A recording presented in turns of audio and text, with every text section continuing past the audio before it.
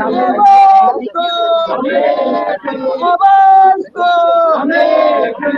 मंत्री न्याय करो, शिक्षा मंत्री न्याय करो,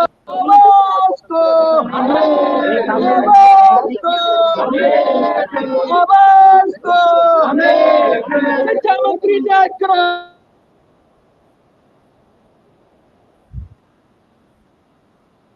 नमस्कार, आप देख रहे हैं स्पेशल शिव कुमार मिश्रा ऑफिशियल। आप सबका स्वागत और अभिनंदन। आप ये खबर देख रहे हैं स्पेशल कवरेज न्यूज पर। शिक्षक अभ्यर्थियों की है। आपने सुना कैसे वो बेसिक शिक्षा मंत्री संदीप सिंह के आवास के बाहर धरना दे रहे हैं। आपको ये तस्वीरें सीधी लखनऊ से दिखाई जा रही हैं कि मंत्री जी के आवास को घेर लिया है। कह रहे हैं न्याय करो, कब तक उलझाए रखोगे। इंतजार में बरसों गुजर गई, इसी इंतजार में भर्ती हुए बरसों गुजर गए, आर्डर आए कोर्ट का बरसों गुजर गए, लागू नहीं हुआ बरसों गुजर गए, भूखे मर गए बरसों गुजर गए, कब मिलेगा रोजगार बरसों गुजर गए। अरे आपने तो रोजगार की एक सैलाब बताया था।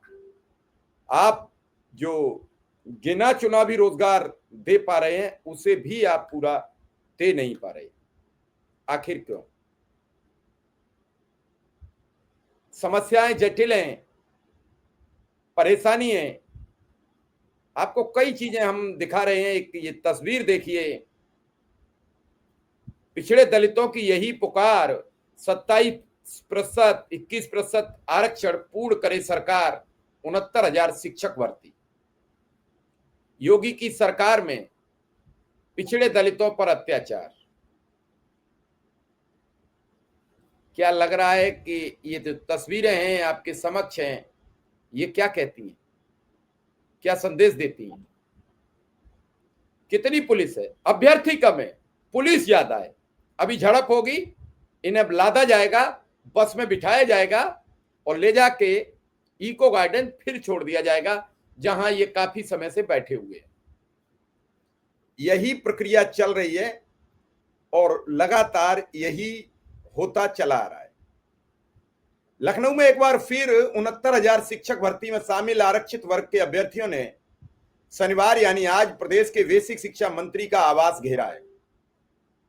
सुप्रीम कोर्ट में सुनवाई न होने से नाराज अभ्यर्थी परेशान है। इसी को लेकर शिक्षा मंत्री के घर के बाहर धरने पर बैठ गए। अभ्यर्थी ने यहां जोरदार नारेबाजी की।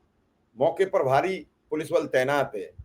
यहां बैठे अभ्यर्थी शिक्षा मंत्री न्याय करो का नारा लगाकर धरने पर बैठ गए हैं। पुलिस ने सभी को बस से भरकर धरना स्थल इको गार्डन भेज दिया है झड़प के साथ। अभ्यर्थियों का कहना है कि हाई कोर्ट का जो फैसला आया था, सरकार उसे जानबूझकर लटका दिया, जिससे ये मामला अब सुप्रीम कोर्ट में चला गया। सरकार के पास पर्याप्त समय था, वह हाई कोर्ट डबल बेंच के फैसले का पालन करके सबके साथ न्याय कर सकती थी, लेकिन सरकार ने ऐसा किया नहीं। सरकार न्याय करना नहीं चाहती है, सरकार लोगों को रोजगार देना नहीं चाहती है। आखिर कब देगी? इसी के चलते एक बार फिर 69,000 शिक्षक भर्ती घोटाले में फंसे अभ्यर्थियों ने बेसिक शिक्षा मंत्री संदीप सिंह का आवास घेर लिया। प्रदर्शन कर रहे धनंजय गुप्ता, रवि पटेल, अमित मौर्य ने बताया कि वर्ष 2018, ध्यान दीजिए, वर्ष 2018 यह भर्ती प्रक्रिया शुरू हुई थी, यानी आज से 7 वर्ष पहले जब इसका परिणाम आया तो इसमें व्यापक स्तर पर आरक्षित वर्ग के अभ्यर्थियों के साथ अन्याय किया गया था और उन्हें नौकरी देने से वंचित कर दिया गया। एक लंबे आंदोलन, न्यायिक प्रक्रिया से गुजरने के बाद बीते 13 अगस्त 2024 यानी 6 वर्ष बाद हाई कोर्ट लखनऊ की डबल बेंच ने हम आरक्षित वर्ग अभ्यर्थियों के हित में फैसला सुनाया। नियमों का पालन करते हुए अभ्यर्थियों को नियुक्ति दिए जाने का फैसला दिया, लेकिन सरकार इस प्रकरण में लगातार हीला हवाली, ढीला ढाली करती रही। आंदोलन का नेतृत्व कर रहे अमरिंदर पटेल ने बताया कि 28 अक्टूबर को सुप्रीम कोर्ट में सुनवाई होनी है। हम सभी सरकार से निवेदन करते हैं कि सरकार सुप्रीम कोर्ट में अधिवक्ता भेजे, हमारे पक्ष में सुनवाई कराए, हमें न्याय दिलाए। पिछले लगभग 22 से अधिक तारीख पर सुनवाई नहीं हो सकी है। हम सभी बेहद परेशान हैं, जबकि हम हाई कोर्ट से जीते हुए हैं। शिक्षक भर्ती में शामिल अभ्यर्थी उमाकांत मौर्य ने बताया कि अंबेडकर नगर से आ रहे अभ्यर्थियों को रात में पुलिस ने उनके घर रास्तों में ही रोक लिया है। इसलिए लखनऊ में अभ्यर्थियों की संख्या काफी कम रही है। पुलिस कई अभ्यर्थियों को फोन कर उनकी जानकारी जुटाती रही। डर और भय के कारण भी कुछ अभ्यर्थी लखनऊ नहीं पहुंच पाए। अभ्यर्थियों का आरोप है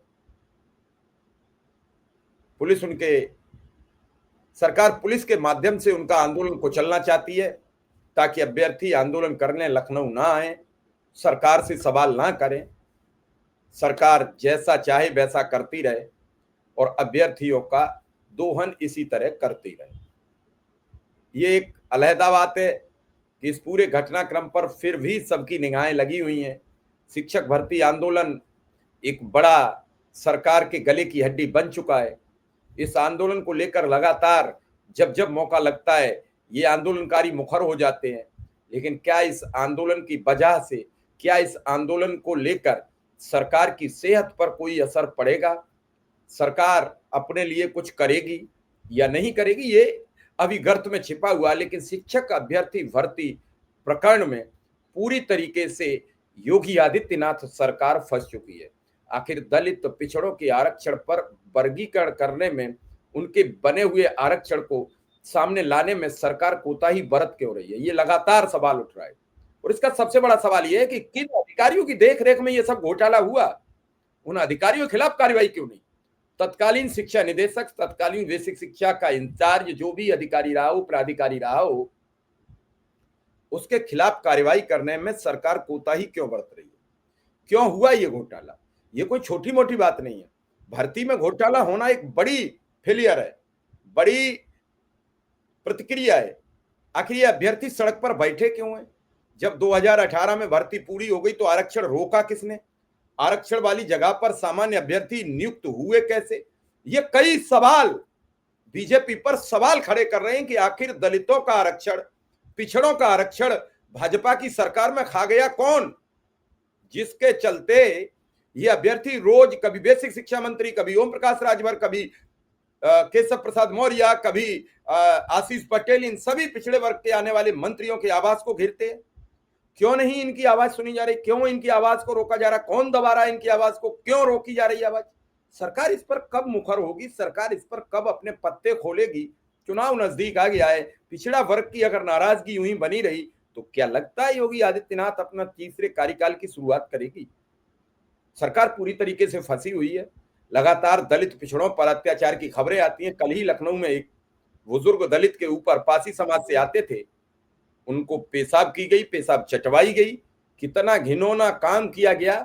आज फिर एक दलित के साथ फिर एक हरकत हुई है, नोएडा में हुई है। तो क्या दलित और पिछड़ों का इस समाज में जीने का हक खत्म करने की सरकार की चेष्टा है? आपने देखा आगरा में करणी सेना ने क्या उत्पात मचाया, किसी के खिलाफ कार्रवाई नहीं हुई। उसी करणी सेना के जरिए आगरा में कई जगह दूल्हे घोड़ी से उतारे गए, क्या कार्रवाई हुई? उसके बाद बसपा की रैली होती है और बसपा प्रमुख मायावती एक शब्द भी अखिलेश यादव के खिलाफ तो बोलती हैं, योगी आदित्यनाथ सरकार की तारीफों के पुल बांध देती। ये सब क्या हो रहा है? क्या है? क्या इस भर्ती के अभ्यर्थियों को जगह मिलनी चाहिए? उन्हें उनका अधिकार मिलना चाहिए। आरक्षण उन्हें संविधान के जरिए मिला है, उस आरक्षण का उन्हें लाभ मिलना चाहिए। नहीं मिलना चाहिए तो हमें कमेंट बॉक्स में बताइए। नहीं मिलना चाहिए तो क्यों नहीं मिलना चाहिए? और नहीं मिलना चाहिए तो अब तक मिला क्यों नहीं? 6 वर्ष की देरी क्यों? 7 वर्ष हो गए, क्षमा चाहेंगे, 7 वर्ष में मिला क्यों नहीं? 84 महीने होते हैं। अगर 50,000 रुपये महीने की भी सैलरी मिलती है तो 84 महीने में कितना हो जाता है? 42 लाख रुपया हो जाता है। हो तो जाएगा वो 70 लाख 60 लाख के करीब, लेकिन 42 लाख रुपया अगर किसी परिवार को मिला होता तो परिवार कहां होता? क्यों इन परिवारों को बर्बाद करने की सरकार ने कसम खा ली है? अरे न्याय नहीं देना तो मना कर दीजिए, उतने पद नए सृजित कर दीजिए। और देना है अगर भर्ती उसी प्रक्रिया में देनी है, उसी सिस्टम में देनी है, तो फिर देकर झंझट काटिए, कुछ तो कीजिए। आप बार बार लटकाने झटकाने का काम बंद कर दीजिए। ये खबर मैं इसीलिए कह रहा हूं, बड़ी खुलेआम बात कह रहा हूं कि देना है तो दे दीजिए, नहीं देना तो मना कीजिए। ये लटकाने झटकाने, जैसे कल प्रधानमंत्री जी कह रहे थे एक लटकन दल है, एक भटकन दल है, एक झटकन दल है, एक पटकन दल है, ये सब दल इकट्ठे हो जाते हैं। और आपके यहाँ क्या होता है, आपके दलों के क्या हाल है, ये सब चीजें बड़ी अव्यवस्थित हैं, इन्हें सुव्यवस्थित कीजिए, भर्ती का सिस्टम सेट कीजिए, तभी सब तय होगा। फिलहाल इस खबर में इतना ही। आप सबका आभार, धन्यवाद। बने रहें हमारे साथ, स्पेशल कवरेज न्यूज के वीडियोस को लाइक शेयर करते रहें। फिलहाल इजाजत दीजिए, धन्यवाद, नमस्कार।